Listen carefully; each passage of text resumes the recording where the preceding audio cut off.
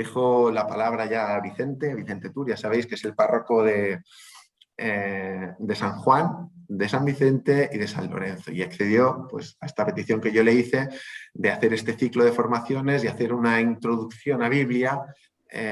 Y bueno, de que nos hablará, nos dará una pincelada. Sí que es verdad que él me decía, dice, estas cosas se necesitaría mucho más tiempo para hacer una buena introducción. Pero bueno, confiamos en que hará lo que pueda, seguramente a lo mejor el año que viene, en septiembre, ya le pedimos que nos amplíe. Así que Vicente, todo tuyo. Muchas gracias. ¿Hasta qué hora tenemos? Máximo 8:30. Máximo 8:30, vale. Intentaré acabar, pues no sé, 5 y 10 para que haya rato para diálogo, preguntas, etcétera, que será interesante. Voy a compartir con vosotros una presentación en diapositivas que he preparado. ¿La estáis viendo? Sí. Bien, pues nada, vamos allá.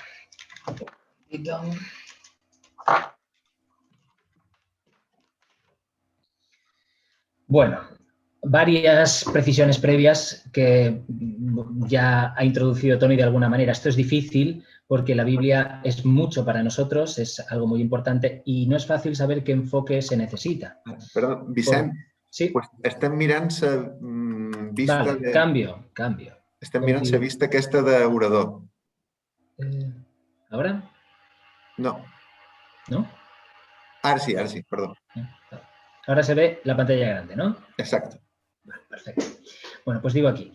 Me dirijo a catequistas, pero es verdad que a veces las charlas para catequistas son, vamos a dar recursos, mirad esta página web, fijaos en este material. En principio no lo he preparado en este sentido, aunque puede ser que después tengáis interés en que hablemos algo de esto, pero lo miraba a otro nivel. El catequista también tiene que formarse él, como cristiano, como creyente, como teólogo incluso, respecto de cosas que quizás después no tiene que decir a los niños. Probablemente no habrá que explicarles qué es el código sinaítico, pero no está mal que nosotros nos formemos y lo sepamos. Esto hará nuestro trasfondo más profundo, sobre todo para no decir cosas que son barbaridades, ¿no? Quizá no sirve para qué cosas sí tengo que decir, pero está bien no decir según qué cosas que son incorrectas. Y a veces las tenemos en nuestro trasfondo como lugares comunes o clichés. Bueno, por tanto, intentamos formar y por esto se supone que lo que intentamos hacer aquí es una especie de anticipo. Animamos a los catequistas a formarse más. Y esto es lo que ahora comentaba Tony. Yo, de hecho, en algunas... Aquí la charla la he preparado con algunos materiales. Por ejemplo, uno que trataremos bastante al principio es, por supuesto no todo, pero una parte del manual que en el Instituto de Ciencias Religiosas, como en todos los lugares donde se estudia teología, hay una rama dedicada a la Sagrada Escritura y siempre empiezan con una introducción. Pues introducción a la Sagrada Escritura, parte la podemos sacar de allí. Y luego además hay otras muchas asignaturas que tratan algún tema concreto, pues el Pentateuco o los Evangelios sinópticos, etc. Entonces, haremos una especie de visión panorámica muy por encima, algunas cosas quizá con un ejemplo, con un detalle, pero desde luego será demasiado rápido como para entrar en profundidad con las cosas. Después daremos tiempo a preguntas y diálogo. Y también entiendo, y esta es otra dificultad que tengo, que es que puede haber, además de distintos intereses, también distintos niveles. Hay gente que quizá ha estudiado mucho la Biblia, hay gente que conoce muy bien la Biblia. Gracias a Dios hay seglares que se forman bien y que leen mucho, tanto la Biblia como libros respecto de la Biblia. Esto ya sabéis que es un campo que quizá han cultivado mejor nuestros hermanos protestantes que en el mundo católico, en el que no hay tanta tradición de estudio serio de la Biblia, y eso es una tristeza. Pero a veces sí que te encuentras con laicos que saben mucho, para los cuales lo que diré ahora quizá suena demasiado poco, y otros quizá es demasiado lo que digo. Entonces no es fácil calibrar. Vosotros luego me vais diciendo, mira, por aquí no entiendo nada, o esto ya me lo sé, vosotros luego me contestáis. Cuando se hace una introducción general a la Sagrada Escritura, estos son los temas. Es casi como un mantra. Inspiración, verdad, canon, texto y hermenéutica. Inspiración, verdad, canon, texto y hermenéutica. Así lo estudiábamos nosotros. Quiero decir que cuando se hace una introducción básica, general, desde el principio, a alguien que quiera conocer la Biblia, además de abrir el libro y ver qué es la Biblia, hay que conocer algunas cosas de la Biblia que tienen que ver con su contenido completo, su trasfondo. Por ejemplo, aquí lo vemos, el primer tema trata las cuestiones de qué es la revelación, ahora enseguida lo comentaré. Después habla del texto, que haremos una cata en las cuestiones del texto, que son siempre apasionantes, muy interesantes. Después es bueno para conocer la Biblia saber algo de historia y de geografía de los lugares bíblicos. ¿Qué es el canon? Bueno, el canon hoy no lo trataremos, pero es otra de las cosas que es fundamental en la Biblia, que es qué libros en concreto forman parte de la Biblia, porque esto que nos parece lo más natural del mundo es una cosa que está en debate, una cosa que está discutida. Los protestantes, por ejemplo, tienen una lista de libros bíblicos distinta a la católica. Y esto hay quien lo sabe, hay quien no lo sabe. ¿Quiere decir que tienen otra Biblia? No, es la misma Biblia, solo que hay algunos libros por algunas características muy peculiares, fundamentalmente porque ellos siguen la lista de libros de los judíos del Antiguo Testamento que excluyen dentro del Antiguo Testamento algunos libros en concreto. ¿Por qué? Porque solo los tenemos en griego y los judíos consideran que los únicos textos inspirados están en hebreo. Bueno, son 7 libros nada más, pero ya hay una diferencia. En cambio, para el Nuevo Testamento, protestantes y católicos tenemos la misma lista. Otro aspecto, la inspiración. ¿Qué quiere decir inspiración? ¿Cómo entender que algo que ha escrito un señor que se llama Juan, evangelista, nosotros lo leemos y después de leerlo decimos, palabra de Dios? ¿Quién lo escribió entonces, Dios o Juan? ¿Cómo entender esta doble relación entre el autor humano y el autor divino? Porque consideramos que Dios es el autor de la escritura, pero a través de un autor humano. Eso se llama inspiración y es algo que también se trata en esta materia. La verdad del texto. La verdad es muy importante porque durante muchos siglos se presentó la Biblia como aquel texto definitivo que no contenía ningún error. Claro, eso fue muy complicado cuando se empezó a hacer ciencia, ¿no? Y, por ejemplo, se empezó a descubrir cómo había sido originado el mundo, la evolución de las especies, el Big Bang, etc. Y hay quien dice, bueno, la Biblia está totalmente desfasada porque contiene unos contenidos que la ciencia ya ha superado y, por tanto, lo que dice la Biblia no es verdad, ¿no? Bueno, pues aquí hay una discusión sobre qué es la verdad de la Escritura y qué tipo de verdad tiene la Escritura. Nosotros los cristianos seguimos confesando que en la Escritura está la verdad, pero ¿qué verdad? ¿No? Entonces, ahí habría, no me voy a meter ahora con eso, pero basta el apunte, la chincheta, que es que la verdad que está contenida en la Biblia es la verdad en orden a nuestra salvación. No es exactamente lo mismo que la verdad científica, que la verdad histórica, que la verdad arqueológica. La verdad salvífica. Tema que dejo ahí y que en otra ocasión podemos hablar o que si después queréis profundizaremos. Y después el último tema de la introducción general es siempre la interpretación, la hermenéutica que se llama en griego. Quiere decir, cuando yo me enfrento a un texto, sobre todo un texto tan antiguo, escrito hace mucho tiempo en una cultura distinta a la mía, en una lengua muy diferente a la mía, ¿cómo tengo que entenderlo? ¿Cómo tengo que interpretarlo? Y entonces ahí entran todos los métodos de interpretación que han existido, cuáles son más importantes, cuáles tienen más peso, cuáles son de tipo espiritual o religioso y cuáles son de tipo técnico-científico, etc. Bueno, esto sería el esquema básico de toda asignatura de introducción a la Sagrada Escritura. Como veis, los temas son todos ellos apasionantes. No me puedo detener, pero diré alguna cosita. Bueno, Biblia. Cosas comunes, todo el mundo lo sabe. Y Biblia es una palabra griega plural, de la palabra biblos, que es la singular, que es libro. Y por tanto, Biblia significa literalmente libros, en plural. No todos los libros son la Biblia, pero le llamamos la Biblia porque contiene varios, en total 73, 46 del Antiguo Testamento y 27 del Nuevo Testamento.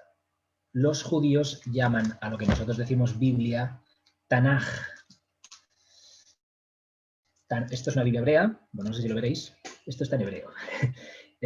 Ahí dice, la Biblia hebrea, aunque aquí pone Biblia hebraica stuttgartensia, no se abre así, como hacemos cualquier libro normal. La Biblia la cogemos por la derecha y abrimos así, porque está en hebreo.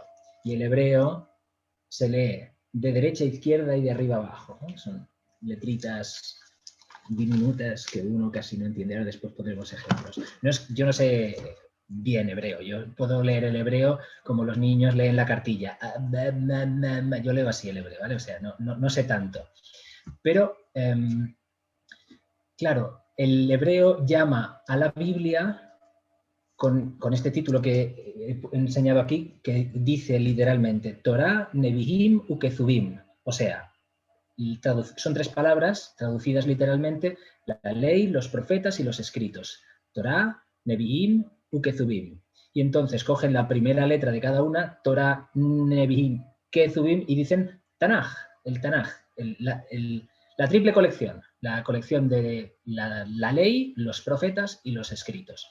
Por supuesto, los judíos no incluyen en la Biblia el Nuevo Testamento, ni tampoco algunos de los libros que nosotros consideramos del Antiguo Testamento. Por ejemplo, el libro de la sabiduría, por ejemplo, el libro del eclesiástico, por ejemplo, los libros de los macabeos y otros. ¿Por qué? Porque o bien fueron escritos en griego o bien solo se conservan en griego, aunque suponemos con mucha certeza que se escribieron en hebreo originalmente, pero no se conservan en hebreo. Bueno, algunos números así divertidos. La Biblia tiene 3,5 millones de letras, 33.000 versículos, 1.300 capítulos. Harían falta 40 más 12 horas de lectura para leerlo a una velocidad rápida sin detenerse y sin meditar.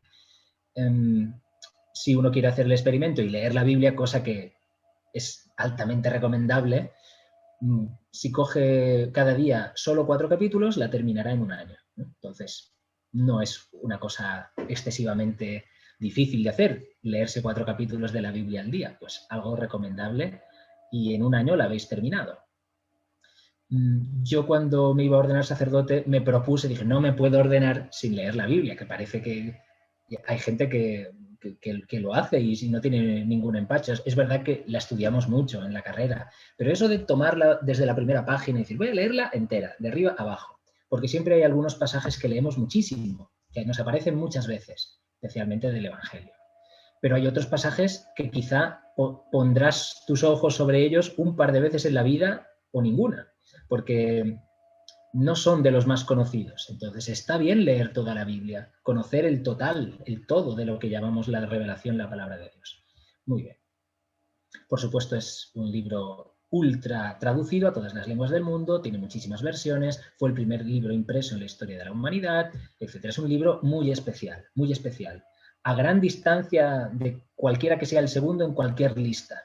O sea, la lista de los más vendidos, la lista de los más leídos, la lista de los más traducidos, la lista de los más estudiados, la lista del mayor número de copias que tenemos antiguas.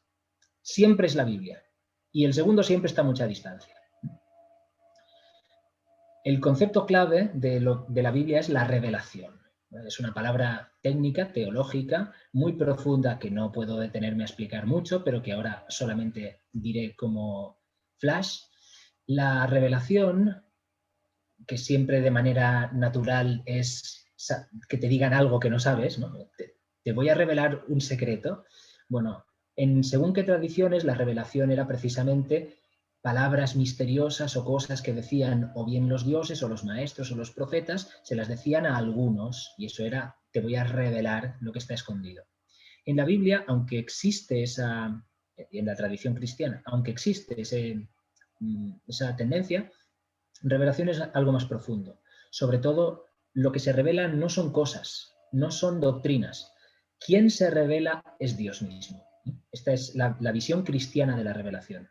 Por eso la revelación es más profunda que la Biblia, porque la revelación de hecho es Dios. Dios en el hecho de decir quién es, pero además de decirte a ti quién eres, porque resulta que a nosotros nos ha hecho con el deseo de llegar a Él, con el hecho de que nuestra única felicidad será descubrirle y amarle y sentirnos amados por Él. Entonces eso es la revelación. Dios se ha manifestado, Él se ha dado a conocer, se ha volcado, se ha dado por completo. Y como punto máximo de esa donación es Cristo en la cruz. Cristo en la cruz es la última revelación definitiva. No se puede revelar más Dios, no puede darse más que dándose hasta la muerte. Esa es la revelación cristiana. Luego esto se transmite, se crea en iglesia, se pone por escrito esa experiencia Todo eso luego da lugar a la Biblia. Pero la Biblia en concreto no es la palabra de, o sea, es la palabra de Dios, pero no es definitivamente el todo de la revelación de Dios. La revelación es algo más profundo que solo la Biblia. Bueno, lo dicho, la revelación es Cristo, su misión sigue en la Iglesia y es en ella en la que nace y puede ser entendida la Biblia. La Biblia es un texto de la Iglesia. No es una cosa que a alguien se le ocurre escribir, es un compendio, un recogido de textos que han surgido dentro de la Iglesia, dentro del pueblo de Israel, que es el previo de la Iglesia, y dentro de la Iglesia del Nuevo Testamento. Y por eso decimos aquí que no somos exactamente, en sentido estricto, como a veces se dice, religión del libro, ¿no? Siempre se dice, las 3 religiones del libro, el judaísmo, el cristianismo y el islam. Pues sí, pero no. Nosotros no somos religión del libro, por ejemplo, en el sentido que lo es el islam. El islam, aunque por supuesto esto también son tradiciones, dentro del islam hay muchas, distintas escuelas, pero digamos, la fe más ortodoxa del islam es que el Corán es un dictado. O sea, Dios ha dictado el Corán. O bien él o el arcángel Gabriel directamente, o a veces en otra tradición lo han bajado del cielo directamente, ¿no? Y Mahoma, el profeta, apuntó y copió las palabras que le dictó literalmente el ángel Gabriel. Por tanto, en este caso no hay nada que interpretar. La palabra es lo que dice, porque esa es la palabra directa de Dios y además es una palabra en árabe. O sea, Dios habla árabe, no habla otra lengua, habla esa lengua, porque ha dictado esas palabras. No es la visión cristiana. La visión cristiana es el texto que emana, que nosotros encontramos en la Biblia, es el pozo de una experiencia. O sea, lo importante es la experiencia que se ha tenido de Dios, que luego eso se pone por escrito. Lo revelador es Cristo y la experiencia de Cristo, más que las palabras concretas que están escritas en la Biblia. Atención, porque eso, que tiene mucha importancia, luego tiene la exageración contraria, que es, bueno, pues entonces la Biblia no tiene ninguna importancia. La Biblia tiene muchísima importancia. Lo que pasa es que no es la revelación, es testigo de la revelación, por decirlo así, atestigua la revelación. Bueno, no me detengo en muchas cosas, algunas cosas las pasaré rápido, tal como las he preparado, porque no habrá tiempo. Una cata sobre esta introducción general a la Sagrada Escritura, que es la cuestión del texto, por poner un ejemplo de las distintas cosas. Recordáis, inspiración, verdad, canon, texto y hermenéutica. Bueno, pues solamente un apunte sobre el texto. Los textos originales de la Biblia. ¿Dónde está la Biblia? ¿Dónde se guarda? ¿En qué biblioteca se guarda el original? Alguien podrá preguntar. ¿Dónde está lo que escribió San Pablo? Bueno, pues, como muchos sospecharéis, no tenemos ninguno de los originales de la Biblia, como no tenemos ninguno de los originales de la antigüedad, ninguno. Todo lo que tenemos son copias, siempre, de Virgilio, de Homero, de Platón y de Eurípides. Todo lo que tenemos siempre son copias. Jamás hemos conservado, porque los materiales se pierden con mucha facilidad, no hemos conservado ninguno de los originales de los textos antiguos. Siempre todo lo que tenemos es pues, a partir del siglo IV, V, X, XII, depende de qué autor hablemos.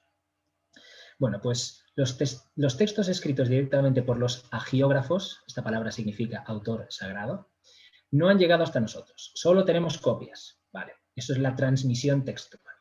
Uno dirá, pues claro, entonces está todo manipulado, está todo alterado, está todo inventado. No. ¿Cómo descubrimos el texto que fue escrito originalmente? Bueno, pues uno ahora tiene su Biblia, pero recordad, esta Biblia primero está en castellano, no es el texto original. Bueno, pues entonces cojo el texto original, hebreo o griego para el Nuevo Testamento. Entonces ya tengo lo que escribió literalmente el profeta Isaías. Pues no. Lo que aquí tenemos como texto hebreo es lo que llamamos la reconstrucción crítica del cual debió ser el texto que escribió Isaías. ¿Y de dónde lo sacamos? Pues de todos los testigos textuales, todas las distintas copias, muchísimas que tenemos a lo largo de la historia, se cogen todas, digamos como una visión panorámica, y se va palabra por palabra y letra por letra cuál es la palabra que suponemos que es original. En la mayoría de los pasajes todas las letras son iguales, entonces copiamos literalmente, pero en algunos pasajes hay diferencias. Luego veremos algunos ejemplos. ¿Cómo descubrimos cuál de las diferencias es la original? O si acaso hay algún original previo a todas esas y ninguna de ellas es la original. Pues eso se puede suponer. Veremos algunos ejemplos que son muy interesantes. ¿De dónde sacamos los textos que tenemos? Pues es lo que llamamos testigos textuales, porque dan testimonio del texto. Son rollos, códices, leccionarios, esos son los testigos directos, y luego tenemos los testigos indirectos, las citas. Sabéis que, por ejemplo, si San Agustín en los primeros siglos de la Iglesia escribe una homilía y te habla del Salmo 33 y te comenta el Salmo 33 para hacer su sermón, lo que suele hacer es citar un texto de San Agustín, lo que hace es citar un versículo del Salmo 33 y lo comenta, o varios versículos y los comenta. Esto nos ayuda mucho, porque gracias a las citas hemos descubierto muchas cosas acerca del texto bíblico. Y dicen incluso que, aún no teniendo ningún documento de la Biblia, que tenemos muchos, pero supongamos que no tuviéramos ninguno, podríamos reconstruir toda la Biblia solamente con las citas y sermones de los santos padres. Los santos padres son los escritores cristianos de los primerísimos siglos. 5, 6, 7 primeros siglos, los autores, teólogos, pastores, obispos que escribieron, los primeros cristianos que se pusieron a escribir, se llaman los santos padres. Bueno, pues podríamos reconstruir la Biblia, desde luego todo el Nuevo Testamento y gran parte del Antiguo. Y aquí algunos números. ¿Qué códices tenemos? No sé, los papeles con los que nosotros conservamos el texto? Pues hay 266 unciales, 2.750 minúsculos, 81 papiros, 2.100 leccionarios. En total hay unos 5.000 testigos textuales. Ninguna obra clásica de la antigüedad llega a los 50 testigos antiguos, ¿vale? Previos a la imprenta, digámoslo así, ¿vale? O sea, fijaos la diferencia entre el primero y el segundo. La Biblia tiene más de 5.000 testigos textuales. El segundo, sea el que sea, no llega a 50. La diferencia es brutal. Fijaos qué importancia ha tenido este texto en la historia de la humanidad. Por lo menos en la historia de Occidente, pero es que si lo comparamos con el resto de culturas pasa lo mismo. Bueno, las citas indirectas bastan para reconstruir al menos todo el Nuevo Testamento. Es verdad que no todos los códices tienen toda la Biblia. Solo hay 53, no solo, entre comillas solo, más que cualquiera de los otros. Solo 53 códices traen toda la Sagrada Escritura, o sea, la Biblia entera, aunque siempre puede ser que falte algún pasaje. Y ahí tenemos algunos ejemplos. Arriba a la izquierda hay un rollo. Al principio se escribía en rollos, papeles alargados, podían tener muchos metros, se enrollaban de un lado y se desenrollaban del otro y así se iban pasando las columnas. Luego, eso es el rollo. A la derecha, arriba, un códice, que un códice es lo que hoy nosotros llamaríamos ya un libro. Son folios grandes, plegados y cosidos. Abajo a la izquierda tenemos un ostracón. Esto es más antiguo y es lo que menos se conserva. Pero también se ha escrito sobre tablillas de arcilla. Eso es un ostracón, ¿no? Es una piedra o una tablilla en la que está escrita una letra. Conservamos de la época antigua muchas tablillas, no todas son bíblicas, por supuesto, y de Babilonia y de otros muchos lugares, pero hay tablillas de este estilo bíblicas también. Y a la derecha una foto moderna, no antigua, que es un leccionario, porque también conservamos texto bíblico en leccionarios. Los leccionarios son los libros con los que se lee la palabra de Dios en la iglesia, en la misa, por ejemplo. Tienen, a diferencia de la Biblia, o sea, si yo cojo una Biblia, está seguida, empieza por el Génesis, acaba por el Apocalipsis. Un leccionario no va así. Un leccionario extrae fragmentos de la Escritura según el orden en el que se van a leer en la liturgia. Pues el primer domingo de Cuaresma leeremos esto, esto, esto y esto. Y no te ponen toda la Biblia, ¿no? Solo te ponen lo que se lee ese domingo. Bueno, lo conocéis porque esto en catequesis evidentemente lo utilizamos. Los testigos directos más antiguos eran del siglo X, hasta no hace mucho. Pero los 2 últimos siglos ha habido 2 inmensos descubrimientos, maravillosos, desde el punto de vista de la arqueología bíblica. A finales del siglo XIX se descubrió la famosa Genitzá del Cairo. La Genitzá es un depósito de una sinagoga. Las sinagogas, bueno, por el amor, el aprecio y la dignidad con los que los judíos tratan el texto bíblico, resulta que en su manera de actuar, ellos no pueden tirar los textos bíblicos, aunque a veces nos pasa aquí en la iglesia, tenemos misales o leccionarios del año catapum, ¿eh? Entonces están muy viejos, hay curas que los conservan de manera nostálgica y hay otros que los tiran, ¿eh? Bueno, un judío jamás lo tiraría, porque esa es palabra de Dios, no se puede tirar. Lo único que hacen es, tienen en todas las sinagogas, especialmente las muy antiguas, tienen depósitos inmensos donde van depositando estos rollos que ya no se utilizan porque están deteriorados. Bueno, pues en ese año, 1896, en este depósito de una sinagoga del Cairo muy antigua, se hizo un gran descubrimiento de textos muy antiguos, previos al siglo X. Y entonces se rebajó muchísimo la distancia entre el texto y el testigo textual, los primeros que tenemos. Ahora veremos que algunos son realmente muy antiguos. Y todavía más el descubrimiento ya en el siglo XX, en 1947, del famoso yacimiento de Qumran, en pleno desierto de Judea, un lugar sequísimo, lo cual tiene mucha importancia porque especialmente el material antiguo que más se utilizaba para escribir era el papiro, y el papiro es muy bueno para escribir, pero con el tiempo se estropea mucho por la humedad. En ese lugar no hay humedad cero, ¿eh? Entonces, dentro de una cueva, protegidos del sol y de la humedad, se encontraron en ese año un montón de papeles, de papiros y pergaminos, de época antiquísima, de una comunidad, vamos a decir así, una especie de secta que había vivido allí, en el desierto, entre los siglos III a.C. y I después de Cristo. Fijaos, hemos encontrado cosas de la edad de Cristo en Qumran, de entonces, cosas verdaderamente alucinantes. Bueno, pues eso se conservó, nadie lo había descubierto y en 1947 se hizo este descubrimiento que solo él merece una película, es una aventura. Ahora no me detengo, pero es muy interesante.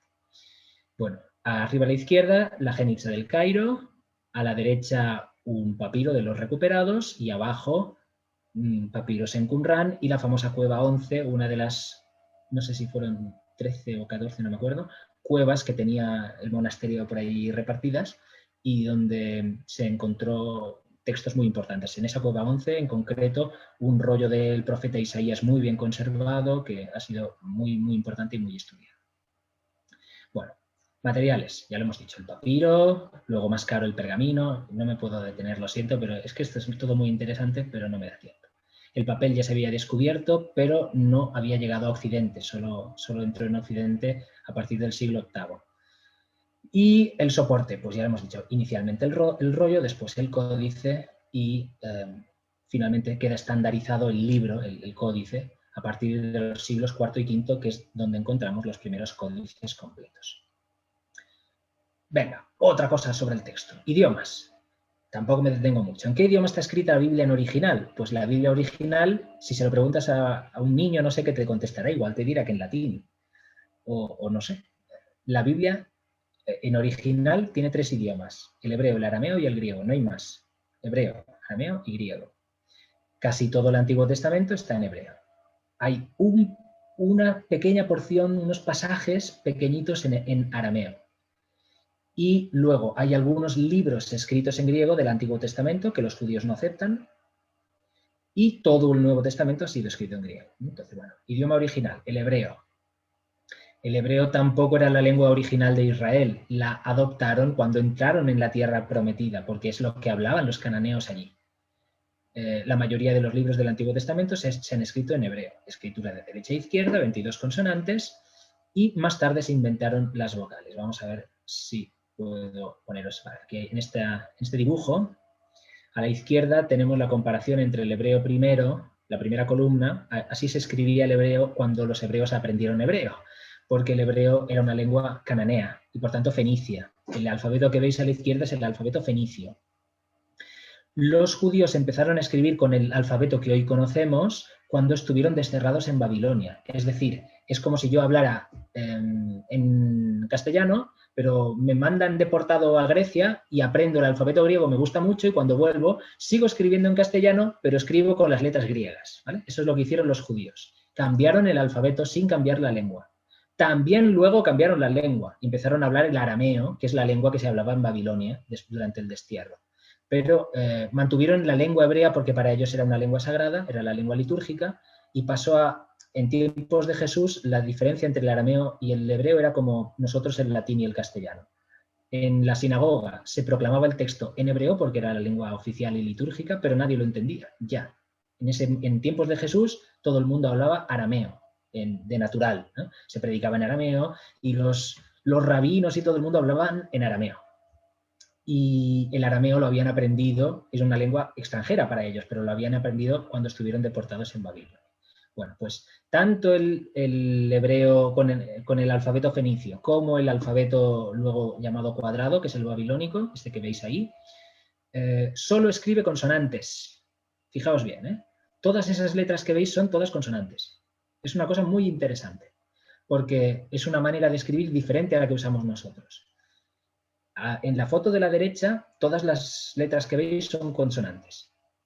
De hecho, ahí en el punto central está el nombre de Dios, Yahvé, ¿eh? Que tiene ese tetragrama, son las 4 letras famosas del nombre de Dios. ¿Qué pasó? Que hay un momento que ellos explican el texto y lo que ellos tienen escrito es una especie de ayuda para la dicción, porque el texto no lo leen, sino que se lo saben de memoria. Los textos antiguos se aprenden por tradición. A ti te lo narra tu rabino o tu padre y tú lo repites y repites y repites hasta la saciedad y te lo sabes de memoria. De memoria, ¿eh? El texto se sabe de memoria. La escritura es una ayuda. Imagínate que tú te sabes de memoria el Padre Nuestro, por ejemplo, pero dudas de si te vas a acordar cuando lo proclames en la liturgia. Ay, no me querría equivocar, seguro que meto la pata. Pues inicialmente la escritura era una especie de chuleta y te ponían, imaginad que te ponen el Padre Nuestro y te ponen solo las consonantes del Padre Nuestro. Tú que ya te lo sabes de memoria, ya no tienes dudas, ya lo lees muy rápidamente porque de hecho estás diciendo lo que ya sabes, no lo que lees. Bueno, pues esto le pasaba al hebreo, solo tenía las consonantes. Hay un momento dado, ya posterior a Cristo, siglo VI, en que hay un riesgo por la invasión de los musulmanes, hay un riesgo en que se pierda la transmisión de la tradición del texto. Y un grupo judío llamados los masoretas dicen, para evitar que la tradición sobre el texto se pierda y que haya un momento que haya una interrupción y la siguiente generación no sepa qué es lo que tiene que pronunciar cuando leen estos textos, vamos a inventarnos una manera de escribir las vocales. Pero resulta que como el texto es tan sagrado que es intocable, a nadie se le ocurre, vamos a organizarlo otra vez y ahora meteré ya las vocales. No. El texto no se puede tocar. ¿Y qué inventaron los masoretas? Unos simbolitos que ahí veis arriba y abajo de las letras, rayitas, puntitos, que son las vocales. De manera que no tuvieran que tocar ni una coma del texto que para ellos era sagrado.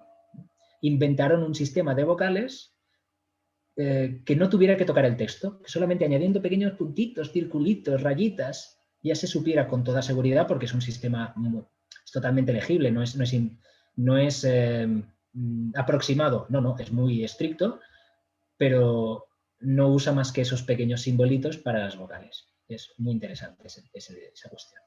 Bueno. Y después, a partir de las conquistas de Alejandro Magno, también se empieza a hablar griego. El griego se convierte en la lengua comercial, se convierte en el inglés de la época y todo el mundo habla griego. Todo el mundo. Es como aquí el camarero más de menor categoría habla inglés, porque tiene que valérselas para poder ejercer su oficio. Pues allí todo el mundo hablaba griego, un griego muy chabacano, si queréis, no un gran griego, no un griego cultísimo, pero lo hablaba mucha gente. Y algunos libros se escribieron en griego ya directamente, los últimos libros del Antiguo Testamento, y todos los libros del Nuevo Testamento se escribieron en ese griego en concreto, pero griego hablado por personas que eran judías y de habla judía. Y por tanto es un griego como si yo ahora escribiera un libro en inglés, ¿no? O peor, en francés o en alemán, que no sé nada, ¿no? Yo puedo escribir más o menos en inglés, pero a veces cometo alguna falta y sobre todo en mi pensamiento están esas expresiones castellanas que cuando volcamos al inglés lo hacemos incorrectamente, ¿no? Por ejemplo, lo típico, bueno, hay muchas típicas, pero el famoso people, ¿eh? El people, el pueblo, o la gente, que nosotros luego pensamos como una palabra en singular, ¿no? Y el español con tranquilidad diría, the people is here, ¿no? La gente está aquí. Y el inglés se tiraría de los pelos y diría, no, no, the people are here, porque people es una palabra plural en inglés, ¿no? Pues los mismos problemas pasan cuando escribes en griego con mentalidad hebraica. Hay giros, hay maneras de expresarse muy judías que no están bien en griego, pero que un judío entendería perfectamente, ¿no? Bueno, esto también le pasó. El Nuevo Testamento todo en griego, vale, y ahí os dejo, luego cuando veáis el vídeo, hay algunos enlaces para los idiomas originales si os interesa ver el texto hebreo o ver cómo es el Códice Vaticano, uno de los más importantes, o la traducción griega del Antiguo Testamento, que fue muy importante, la Biblia llamada de los 70, que es una traducción al griego previa a Cristo, ¿no? Ya tradujeron, o sea, la Biblia era tan importante que ya se tradujo al griego, incluso antes de Cristo. Y esa traducción luego cobró muchísima importancia. De hecho, todos los autores del Nuevo Testamento, cuando citan el Antiguo Testamento, citan los 70. No citan el texto hebreo porque están escribiendo en griego. Pues, ¿qué libro en griego citan? La Biblia en griego, la Biblia que ya estaba traducida.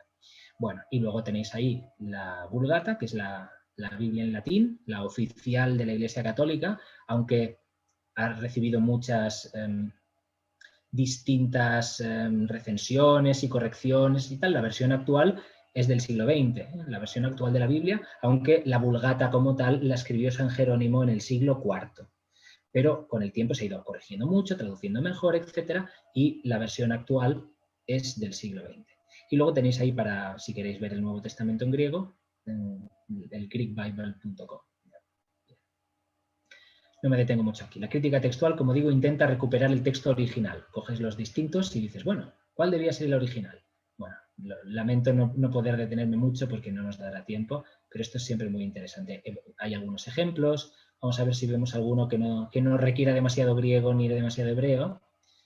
Alguno que sea de contenido. Todo esto son distintas, o sea, que coges dos códices o dos papiros y no coinciden exactamente, pero a veces de una página entera no coincide una letra o una palabra.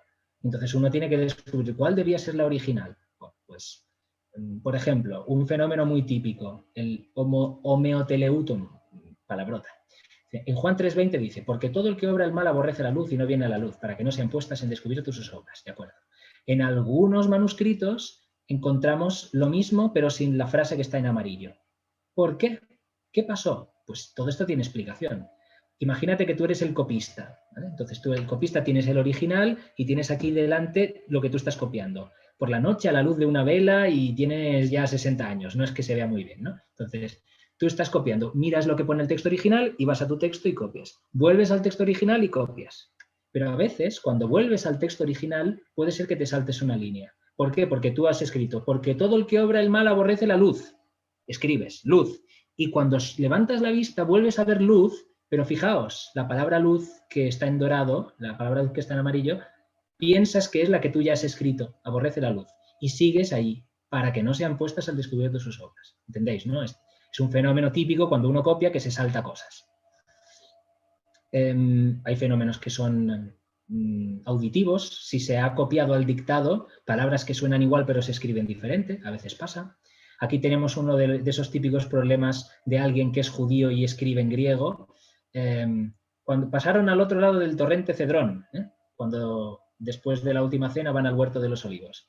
Bueno, pues encontramos manuscritos que ponen tu Kedrón, perdón, sí, que ponen tu Kedru y otros que ponen ton Kedrón. Esto es una tontería en griego, pero quiere decir que el original decía algo así, decía el artículo en singular y el artículo en plural, como si el original hubiera puesto las niñas, una cosa así loca, ¿no?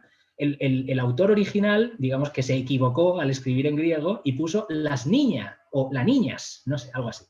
Y entonces el copista que lee eso lo pone bien, dice o las niñas o la niña. Y entonces encontramos en un manuscrito la niña y en otro manuscrito las niñas. ¿Qué quiere decir? Que el original estaba mal. Encontramos que hay una que era el original y que no estaba bien encuadrada. Y por el tanto, un copista lo intentó arreglar de una manera y otro copista lo intentó arreglar de otra manera. Bueno, no muchos más, porque si no, no nos pondremos de acuerdo. Bueno, ya está. He puesto solo un ejemplo, ahí hay más. Ahora voy a, muy brevemente, porque es que no da tiempo de nada, voy a presentar un librito muy pequeñito, pero muy interesante, de un profesor del Instituto Bíblico de Roma, jesuita, llamado Jean-Louis Ska. Es un biblista de fama internacional. Este libro, él es un experto en Antiguo Testamento, profesor del bíblico, y tiene muchos libros. Es muy buen escritor porque además lo que escribe es muy interesante, lo explica muy bien. Y en este en concreto es un libro de introducción y por tanto está contado de manera muy bonita y muy simple, ¿no? Introducción al Antiguo Testamento, está en Salterra. Bueno, y allí presenta solo el Antiguo Testamento, porque él es profesor de Antiguo Testamento, y lo presenta como si fuera la Biblioteca Nacional de Israel, ¿no? Entonces, eso es una metáfora muy bonita para decir, tenemos en la Biblia una colección de textos que son la Biblioteca Nacional de un país. Entonces, hace una comparación entre los distintos textos que encontraríamos en una biblioteca nacional con los distintos textos que encontramos en la Biblia. Bueno, pero vamos a ver algunos ejemplos. Dice, para empezar, el origen. Había archivos nacionales en el Reino del Norte y del Sur. Israel siguió el modelo de otros pueblos y quiso demostrar que tenía una cultura semejante a la de las grandes civilizaciones de la época, los babilonios, los caldeos, los asirios, los egipcios. Los documentos probaban la antigüedad de Israel, el valor de su cultura entre su propia población y de las otras naciones. Es decir, les servía tener biblioteca nacional, a ellos les servía para decir, somos un pueblo con una cultura igual de avanzada que los grandes rascacielos de la época que eran los zigurats babilónicos o que las grandes pirámides de Egipto. Nosotros quizá no tenemos esos monumentos, pero tenemos los textos. Los textos son antiguos, los textos son valiosísimos y esto es lo que nos da identidad como nación. Por eso para ellos era muy importante conservar estos textos. ¿Cuáles son las grandes estanterías? Las hemos presentado. Ley, profetas y escritos. Torá, Nevi'im y Ukezubim. Bueno, es importante el orden.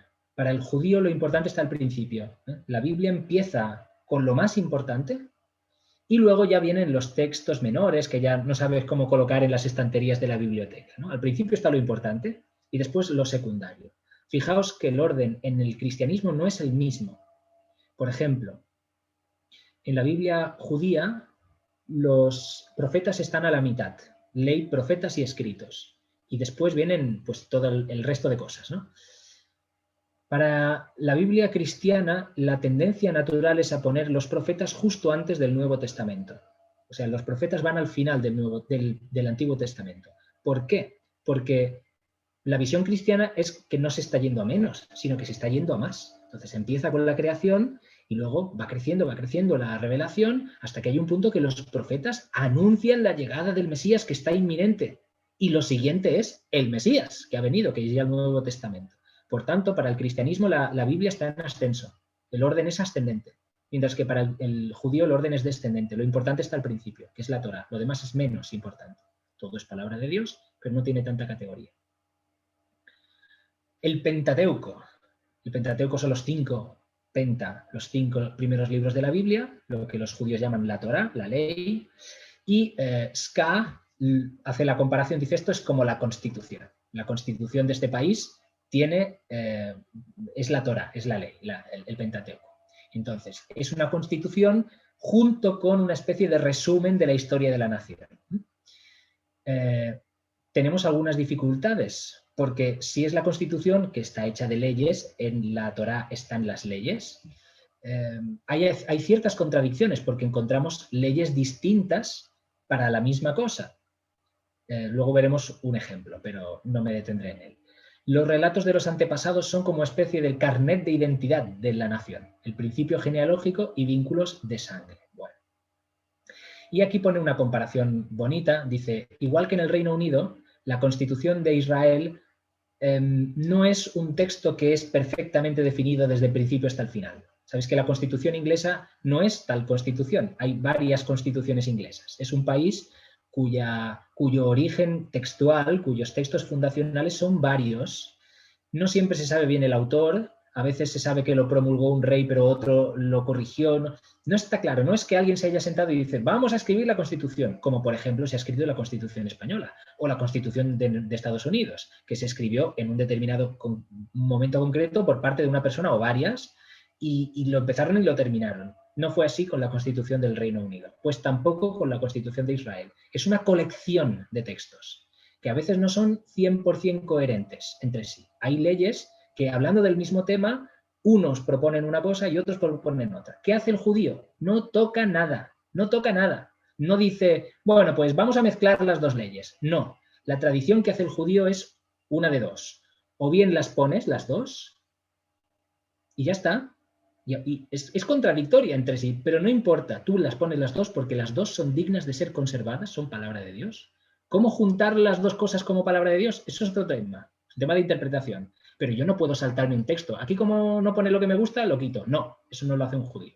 O bien pone los dos juntos, o separados con texto en medio, o bien hace la siguiente operación, atención, que es ultra loca. ¿Qué es esta? ¿Vale? Entonces, coge a veces textos y los mezcla. No toca ninguna palabra, pero los junta. Veremos después, si nos da tiempo, un ejemplo, el relato del paso del Mar Rojo, o también pasa con el relato del diluvio. Y, en cambio, el otro ejemplo, que es poner los dos uno junto al otro sin tocar ninguno de los dos, es, por ejemplo, el relato de la creación. El capítulo 1 del Génesis es un relato de la creación. En él, Dios crea el mundo en 6 días, el séptimo descansa. En él, el ser humano es creado al final, es lo último que se crea, y se crea a la vez como hombre y mujer. El segundo relato de la creación, capítulos 2 y 3 del Génesis, es distinto. Allí el ser humano es lo que se crea primero y además solo se crea uno. Después se crean los animales para ayudarle y cuando se ve que no le pueden ayudar correctamente, entonces se divide al ser humano en dos y se crean el hombre y la mujer. Pero es otra versión, no es el mismo relato, lo escribieron dos autores distintos. Simplemente los colocaron juntos y ya está. No tocaron ninguno de los dos, pero los dos relatos son distintos. Bueno, aquí hay un ejemplo de las leyes. No me voy a detener, fijaos cuantísimo texto. Éxodo 21 o Deuteronomio 15 cuenta la ley de cómo haces esclavo a un judío. A veces un judío no puede pagar una deuda grandísima y se vende a sí mismo como esclavo. Y aquí te explica cómo es la esclavitud, cómo se tiene que hacer. Solo dura 6 años, al séptimo hay que dejarlo libre, cómo hay que pagarle, cómo, etc. Lo explica, pero hay algunas diferencias. Bueno, si os animáis, buscáis los dos textos y comparáis por vosotros mismos las diferencias, que ahora no voy a detenerme a comentar. Seguimos con la Constitución, no quiere informar, sino formar la conciencia de un pueblo, la pertenencia. Por ejemplo, estos son nuestros antepasados. Abraham, ¿no? La alianza con Abraham era más importante cuando se escribió el texto sobre Abraham. Ahora no lo tenemos esto muy claro, porque lo vemos de corrido, ¿no? La historia de Abraham está antes que la historia de Moisés. Probablemente cuando se escribió la historia de Abraham fue después de que se hubiera contado ya la historia de Moisés. ¿Por qué? Porque la alianza que el pueblo de Dios hizo en el Sinaí quedó rota por el comportamiento del pueblo. Y la única manera de volver a elevar el orgullo nacional, que había sido destruido porque el pacto con Dios estaba roto, la única manera era contar, es que en realidad el pueblo judío tiene un pacto muy anterior al de Moisés, un pacto además que es irrompible, que fue el propio Dios el que se lo regaló a Abraham, y ese pacto nunca se rompió. De alguna manera se está intentando poner en ese gran antepasado, en el fundador de la nación, la dignidad, el orgullo patrio que se había perdido por haber destruido el pacto que en teoría era el importante, que era el pacto de la alianza del Sinaí. Bueno, pues todavía más importante era el de Abraham. Luego está la figura de Isaac. Es muy divertido porque lo va contando así como con historias simpáticas. Dice Isaac, bueno, es un patriarca así un poco blandurrio, no dice nada de interesante, pero resulta que es el único de los 3 famosos patriarcas que vivió toda su vida en la tierra prometida. Porque Abraham nació en Ur, en el actual Irak, murió en la tierra prometida. Y Jacob nació en la tierra prometida, pero murió en Egipto. Así que Isaac es el único que vivió toda su vida en la tierra prometida. Es una especie de garante de que esa tierra es nuestra, ¿vale? Porque yo he vivido toda la vida ahí.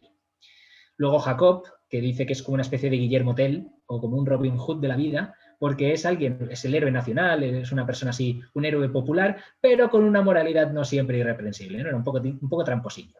Y luego, por ejemplo, José, uno de los 12 hijos de Jacob, que es Dice él que es como el tío de América, el que se ha ido a hacer las Américas, se ha hecho rico por allí y luego vuelve con la familia con las manos llenas. Dice, mira las cosas que he encontrado, las cosas que podemos darle a la familia. Bueno, pues es el relato del tío de América. El Éxodo es la declaración de independencia del país, ¿eh? Más importante incluso que la conquista de la tierra prometida. Israel nació libre, no es un pueblo de esclavos. La liberación no fue porque ellos fueran muy buenos guerreros, fue Dios quien los liberó y les constituyó en pueblo. Para ellos esto es fundamental, ¿eh? El desierto, el lugar del Pentateuco, que no es el lugar ideal, pero ¿por qué el desierto con esta mirada siempre tan, no sé, poética sobre el desierto? Pues dicen, en realidad, cuando esto se escribió, ocurría que ya había muchos judíos que estaban viviendo mal, que aunque vivían quizá en la tierra prometida, ya eran esclavos ya estaban bajo la dominación griega o bajo la dominación romana o bajo la dominación persa o babilónica. Y entonces contar la historia de los orígenes como un pueblo que ha nacido en el desierto y que puede vivir gracias a Dios en el desierto, que es Dios quien le da todas las cosas que necesita, es como una manera de decirte a ti que estás viviendo en esta situación actual sufriente, diciendo, ves, se puede ser un perfecto judío, se puede estar caminando hacia la plenitud, hacia la tierra prometida, sin necesidad de decir, ay, estoy muy triste porque ya no soy un buen judío porque ya no vivo en la tierra prometida, o porque la tierra prometida está invadida por otro pueblo. No importa. Nuestra nación nació así.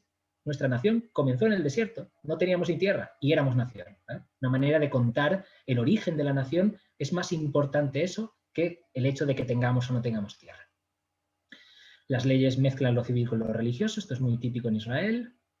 Moisés es presentado como el profeta, ¿eh? Ni el rey, ni la dinastía, ni el ejército, ni el palacio. Bueno, este es el relato del paso del Mar Rojo, que me pareció muy interesante comentaros cómo estaban introducidos así los versículos, pero no me va a dar tiempo. Otro día lo explicamos, si queréis. Bueno. Luego, Génesis 1:11, la historia de los orígenes. Aunque es el principio de la Constitución, es lo último que se escribió. Siempre la introducción la escribes al final, cuando ya sabes a qué vas a introducir. Bueno, parece ser que ante la fascinación de las culturas que había en torno, Israel no quiere ceder su cultura.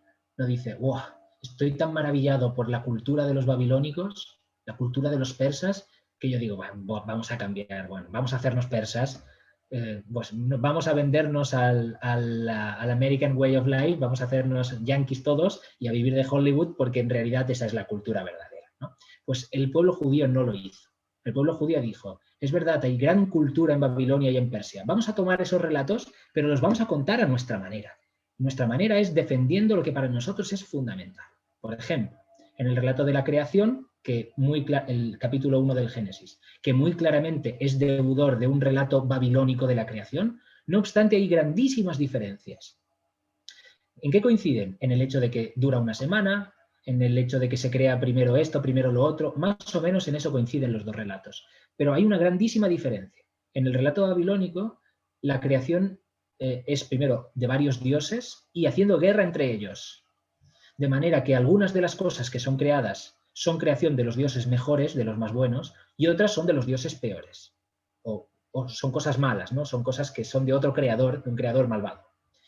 El relato de la creación del Génesis 1, esto lo quiere romper por completo. Toma el esquema babilónico si queréis, pero dice, esto lo ha hecho un solo Dios que es bueno, y un solo Dios que ha creado todo lo que ha creado y lo ha creado bueno. Y de manera específica, dice el texto de Génesis 1, creó, por ejemplo, el Leviatán, que eso era un monstruo marino.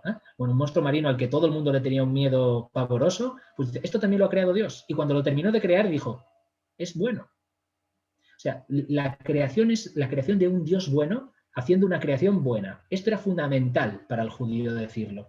La fe en su Dios, que es un Dios bueno y absoluto, único. Bueno, pues de hecho lo que hicieron es tomar las historias de otras partes, que no tenían ningún inconveniente en contarlo así, pero manteniendo su fe, que era lo que para ellos era absolutamente incuestionable. O sea, eso se tenía que defender a muerte. Bueno, en fin, son y 10, no quiero marearos más. Lo que vamos a hacer es detenerme aquí, aunque hay más historias de la Biblioteca Nacional, y dejaros un ratito para que comentéis, dialoguéis, preguntéis. Como además esto está en los textos, si los queréis, se adquieren los libros. Bueno, espero que al menos os haya hecho el gusto de, hoy quiero saber más, quiero leer más sobre este tema, que es muy interesante, muy apasionante. Y si no, pues al menos gracias por vuestra paciencia. Bueno, termino la compartición y ahora dialogamos, comentamos lo que queráis.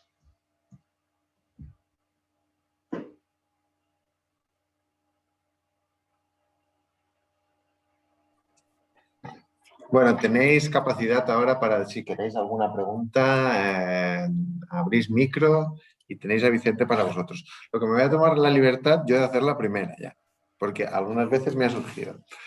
Hay muchas veces cuando, o preparando una oración o para catequesis o lo que sea, y te da, voy a coger un texto bíblico o el evangelio de tal o lo que sea, y te vas a internet porque lo quieres poner en una hoja y te encuentras muchas versiones de la Biblia. Entonces, ¿cuál coges? Porque hay la Biblia de las Américas, Reina Valera del 60, del 95, contemporánea. ¿Cuál cojo? ¿Cuál es buena? Vale, buena pregunta. Vamos a ver, hoy en día, a menos que cojas una Biblia de los Testigos de Jehová, que la alteran, si coges cualquier Biblia, normalmente son buenas traducciones, tanto católicas como protestantes. Las Biblias protestantes simplemente les faltan algunos libros, pero normalmente tienen tendencia a ponerlos también, ¿eh? Les llaman apócrifos del Antiguo Testamento, pero para nosotros están dentro de la Biblia y ellos les tienen cierto valor, a veces los ponen en las listas, pero los ponen como un apéndice.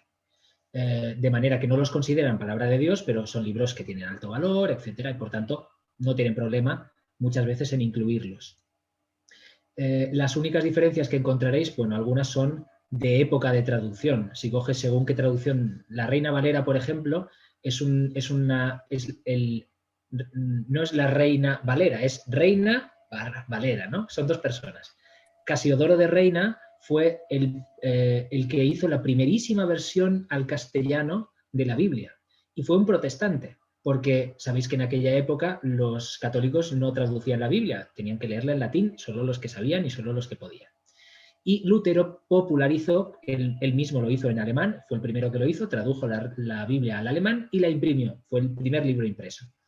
Bueno, pues todos los distintos mundos protestantes hicieron el mismo trabajo, hicieron una versión en la lengua propia de la Biblia. Y Casiodoro de Reina, que fue uno de los primeros protestantes españoles, luego perseguido y todo eso, claro, en aquella época, pues él hizo una primera versión de la Biblia del siglo XVI.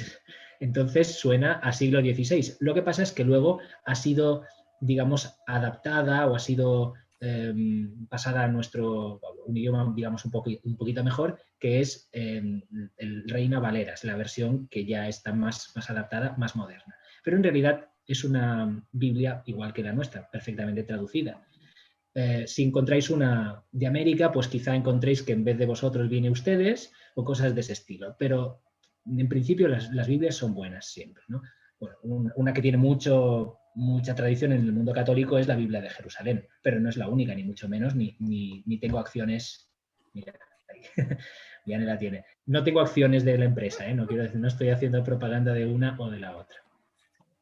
Vale. ¿En qué se basan los protestantes para desechar algunos libros? Nos pregunta David Roa. Bueno, lo hemos dicho en parte. Los protestantes rechazan, en realidad no es que rechacen libros, sino que toman una lista de libros bíblicos que no es la misma que usamos nosotros. Es un misterio absoluto por qué Lutero tomó esta lista. Es la lista que tienen los judíos. Los judíos tienen un criterio para la Biblia, ya lo hemos comentado, que es que solamente pueden ser palabra de Dios los textos escritos en hebreo. Incluso algunos añadían, y solamente escritos en la Tierra Santa, lo cual les hacía un poco difícil, por ejemplo, incluir a Ezequiel, que fue escrita en Babilonia, etcétera, aunque fue escrita en hebreo. Pero bueno, en principio los textos escritos en hebreo, solo ellos pueden ser palabra de Dios. Y entonces, dado el hecho de que algunos textos del Antiguo Testamento fueron escritos directamente en griego, por ejemplo, el libro de la sabiduría, no lo incluyeron nunca los judíos. Y otros textos se escribieron originalmente en hebreo, pero no se conservaron en hebreo.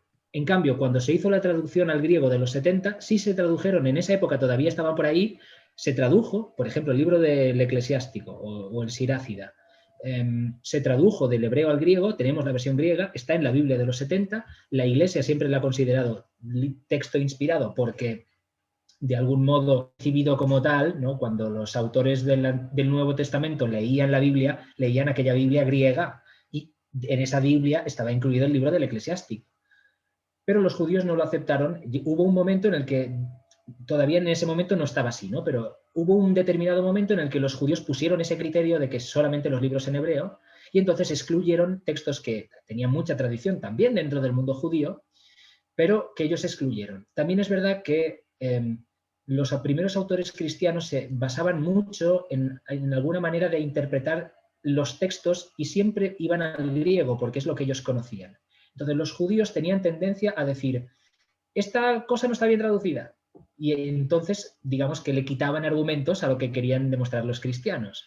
Y esa fue una de las razones por la que la tendencia judía fue a ir suprimiendo todo lo griego. Porque lo griego es como si le diera más argumentos a los cristianos. Ellos querían quitarle razones, argumentos a los cristianos, y entonces tomaban lo hebreo y además muy literalmente, no en el sentido que se lo damos los cristianos, etc. Por ejemplo, famoso texto de Isaías, la profecía del Emmanuel. He aquí que la Virgen está encinta y dará a luz un hijo y le pondrá por nombre Emmanuel, que significa Dios con nosotros. El texto griego dice virgen, parcenos, pero el texto hebreo no dice virgen, dice muchacha, joven. Entonces, cuando Mateo cita la versión griega, porque para él es una gran iluminación ver que Isaías había profetizado el nacimiento del Mesías de una virgen. Pero el texto hebreo no dice virgen, dice muchacha. ¿Vale? Entonces los judíos decían, no, aquí no dice virgen, os lo habéis inventado vosotros, ¿no? Una manera de... ¿Y por qué Lutero tomó esa lista? Es un misterio, no se sabe muy bien. El hecho es que luego él utiliza como argumentos que la Biblia, los propios libros, cuando tú los lees, te dicen que ese es un libro inspirado y tú lees otro libro y ese no te lo dice tanto, no. En el interior tú sabes que eso no es palabra de Dios. Ese es un criterio espantosísimo, muy, muy peligroso porque al final es subjetivo. Para mí esto es palabra de Dios y esto no, y para otro es diferente. Al final el único que tiene la garantía de poder decir esto es palabra de Dios o no es la comunidad total, que es la Iglesia, y de ahí el magisterio. ¿Qué idioma hablaban los judíos antes de llegar a la tierra prometida? No lo sé, es una pregunta que ignoro. He leído que adoptaron el hebreo cuando llegaron a Canaán, pero antes no lo hablaban. No sé si, bueno, es una posibilidad que desde luego Abraham hablaría la lengua de su tierra, ¿no? Él era de otro lugar, era de los caldeos, Ur de los caldeos.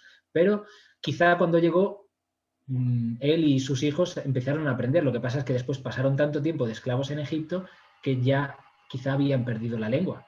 Podía ser que hablaran lo que habían aprendido en Egipto, ¿no? Entiendo. Cuando llegaron a la tierra prometida, adoptaron la lengua del lugar, que era la lengua de los cananeos, el hebreo, una lengua semita y fenicia. Bueno, dice Inés que muy interesante, gracias, pues gracias a ti por escuchar. Pregunta. Ahora. Los ortodoxos, los libros, su Biblia es idéntica a la nuestra, a la católica, digamos. En mayor parte sí, pero hay algunas diferencias. La cuestión clave de la Iglesia ortodoxa es que cada iglesia es autocéfala, se dice así. Autocéfala es que tiene su propia cabeza. Así como en la Iglesia católica hay una cabeza, un único magisterio para toda la Iglesia católica, incluidas las iglesias orientales católicas, porque sabéis que no solamente está la Iglesia latina, hay iglesias orientales católicas, de rito griego, bizantino, caldeo y armenio, pero en comunión con la Iglesia católica. En cambio, las iglesias surgidas del primer cisma, el cisma de Oriente, año 1054, en el que se dividió Oriente de Occidente, lo que nosotros hoy llamamos iglesias ortodoxas, la manera que tienen de organizarse es autocéfala. Cada patriarca, cada patriarcado es la última autoridad de su iglesia. Sí que tienen una especie de concilio ecuménico entre las distintas iglesias ortodoxas para ponerse de acuerdo, pero nunca jamás nadie tiene autoridad sobre el patriarca de Constantinopla fuera del patriarca de Constantinopla. Lo cual quiere decir que podemos encontrar una iglesia ortodoxa con un canon y otra iglesia ortodoxa distinta con un canon parcial o ligeramente diferente. Por ejemplo, tengo conciencia de que algunas iglesias orientales armenias incluyen dentro del Antiguo Testamento textos que nosotros consideramos apócrifos. pero son muy bonitos, muy interesantes. Pues quizá habéis oído hablar de la historia de Lilith, que era una mujer que había sido creada antes que Eva y cosas así. Eso es una leyenda, está en el Talmud y no sé qué, pero no forma parte del texto bíblico. Pero los armenios se lo enseñan a los niños. Es una manera distinta. Incluyen a veces excluyen algunos libros y a veces incluyen otros que no forman parte del canon que conocemos nosotros. Esto pasó así desde el principio. Antes de que el canon estuviera fijado, cada iglesia leía en misa los textos que tenía más a mano y que consideraba más importantes. Y el canon se fue fijando teniendo en cuenta qué consenso había en el resto de iglesias. Si todas tenían por sagrado el Evangelio de Mateo y ninguna lo excluía, pues ese era un texto claramente sagrado. Si en cambio tú leías en tu misa el Evangelio de Pedro y eras la única iglesia que lo leía, pues con el tiempo se veía que eso no se tenía por inspirado. Y por tanto, el Evangelio de Pedro existe, se considera apócrifo. Vivien nos dice que tiene que salir antes de las 9, pero tiene comentarios, por favor. Adelante. Olá! Hola. Em primeiro lugar, quero agradecer por los contenidos muito ricos, pero apesar de que para mí es un poco muy difícil, porque es mucha información a la vez. He ido a toda pastilla, lo siento, he ido rapidísimo. Yo no he copiado casi nada, porque es mucha información demasiada, pero luego, es bueno supongo también. Supongo que Tony va a grabar esta sesión y os pasará el enlace si lo queréis ver con más paciencia. Supongo que ese es un resumen del resumen, porque... Incluso menos. Y la segunda cosa es una sugerencia. Por favor. Mi sugerencia es que después de cada cursillo, si usted quiere, no lo sé, hacer unas preguntas, pero fáciles para nosotros. Vale. Unas preguntas muy fáciles y básicas. Y la tercera cosa es preguntar cuál es el día del próximo curso, si hay, no lo sé, si habrá. No lo sé yo. ¿Tony? Bueno, pues solo esto. Tony lo responderá. Vale, a ver, bueno, sí, ya lo hemos dicho, que Vicente ya nos había dicho, ya nos había avisado, me dice, aquí hay mucha plancha en Introducción a Biblia, aquí hay mucha cosa que hacer. Y en 1 hora y poco que hemos estado, pues él pues, ha dado lo más rápido que puede el máximo de contenido, pero sin poder detener y explicarlo. Esto ya lo sabemos. Segundo, si hay dudas, yo supongo que las podemos resolver de alguna manera. Yo creo que si me las mandáis a mí de algún tema, yo se las puedo hacer llegar a Vicente o grabamos o él me manda las respuestas o hacemos un vídeo y lo colgamos y con él respondiendo las preguntas que tengáis y yo ya lo cuelgo para vosotros.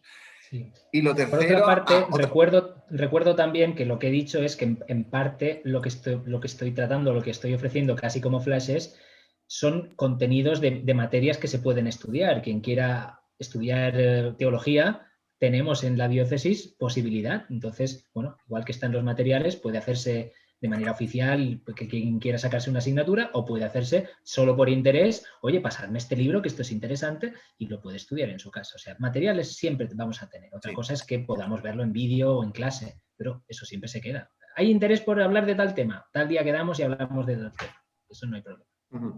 Vale, otra pregunta. Lo que era si esta intervención se va a grabar y se va a colgar. Sí. Mañana ya me pondré a renderizarla y mañana estará todo el día trabajando el ordenador, así que espero que el viernes, a muy tardar el lunes, ya os pase el enlace para mirarlo detenidamente si queréis. Y lo otro era si había más formaciones. En principio, con esta acabamos los 3 meses seguidos que hemos tenido formación, que tuvimos la de coaching con Juan Luis, la de Álvaro de perfil de catequista y esta de Vicente.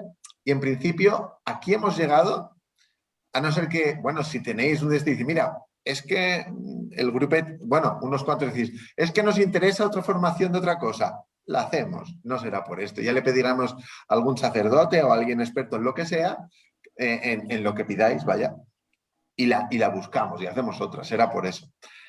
Pero es lo que ha dicho Vicente y lo que os he explicado al principio. La cuestión era abrir un poco, dar un aperitivo de todo lo que se puede aprender para, a partir de septiembre, nosotros daros un plan de formación muy grande. el que quiera solo necesite, mira, yo solo lo voy a usar para la catequesis y me interesa, pues con estas charlas, lo que sea.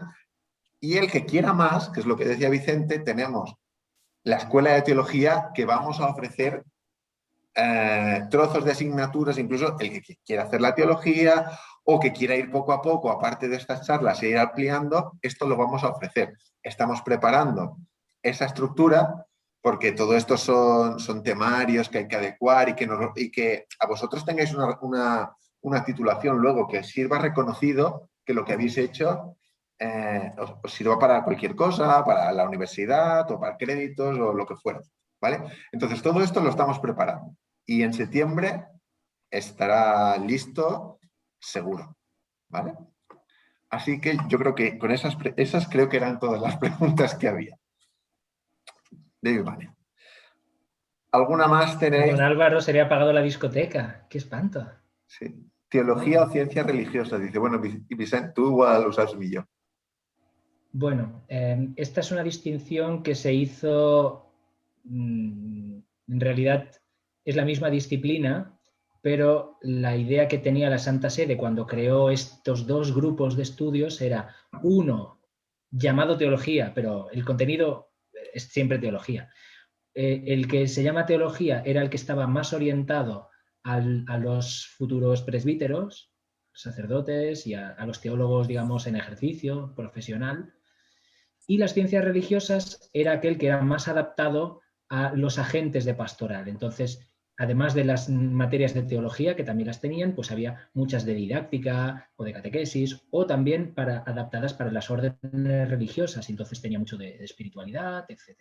En realidad, también en teología tienen que darse esas cosas. Así que hoy en día tenemos dos caminos para estudios universitarios de tipo teológico con estos dos nombres. La escuela a la que nosotros pertenecemos es de ciencias religiosas porque para hacer facultad de teología hay que hacerla presencial, no se puede hacer a distancia, pero sí se puede hacer a distancia y por tutorías las ciencias religiosas y por eso esa es la escuela que tenemos en la diócesis, que no es nuestra, es una extensión del Instituto de Ciencias Religiosas que tiene la Universidad de San Damaso de Madrid. Me refiero si se podrá estudiar ambos estudios desde Ibiza. Vale, pues eso es lo que acabo de explicar. En principio, aquí en Ibiza solo podríamos estudiar ciencias religiosas porque para estudiar la carrera de teología con el título que se llame teología necesitaríamos una facultad presencial y para eso se requiere pues, un determinado número de alumnos, de profesores, etc. Yo, por ejemplo, estoy de profesor en la Facultad de Teología en Valencia. Allí sí que hay facultad. Y también hay ciencias religiosas. Pero allí pueden hacerse las dos cosas porque puede haber una facultad presencial. Aquí no. ¿Alguna pregunta más? Tenemos como mucho 2 minutos de una cosa rápida. Nada, bueno, yo tenía más preguntas, pero bueno, ya se las habrá. Pero era sobre la interpretación de la Biblia, por ejemplo, cuando dice en Levíticos lo de tatuarse y cosas así, pero esto igual da para mucho. Sí. No es para una cosa rápida. Bueno, pues nada, muchas gracias a todos por asistir. Gracias a Vicente por aceptar en la agenda, aparte de dar clases en la Facultad de Teología, hacernos el hueco para esta charla. Y bueno, lo dicho, lo que os he dicho las otras veces, el obispado está para vuestro servicio, el obispado está para ayudaros, podéis contactar conmigo para lo que queráis. Y si tenéis interés en decir, oye, pues nos interesaría en mayo hacer otra cosa, otro tema, tenéis todos mi teléfono, me lo decís y yo intento engañar con cariño a alguien para que nos dé una charla sobre eso. ¿Vale? Y bueno, lo que os he dicho, recordad, mañana o pasado os daré información sobre la ruta Jove, que será el 1 de mayo, si Dios quiere, desde Can Bonet hasta San José. Pues nada, con eso me quedo. Muchas gracias a todos por asistir y bueno, hasta la próxima. Que os vaya muy bien la catequesis, que celebréis buenas primeras comuniones y que a ver si ya para el curso que viene tenemos la catequesis más sencilla que lo que ha sido este año. Claro, ¿quieres despedir? ¿Tienes uno en la recámara? No, Ahora sí. Muchas gracias, Vicente. Muy bien, muy bien. Gracias a todos. Molt bé. Hay que acabar con un chiste, ¿no, Álvaro? ¿O No, qué? ya no Un lo tengo chiste. preparado nada. Qué No. pena. Gracias, Bueno, pues adiós. otro día que vamos a Chao, hacer. chao, adiós. Hasta luego. Adiós, gracias. Hasta luego. Adiós, muchas gracias. Muchas gracias. Ha sido un placer escucharle hablar.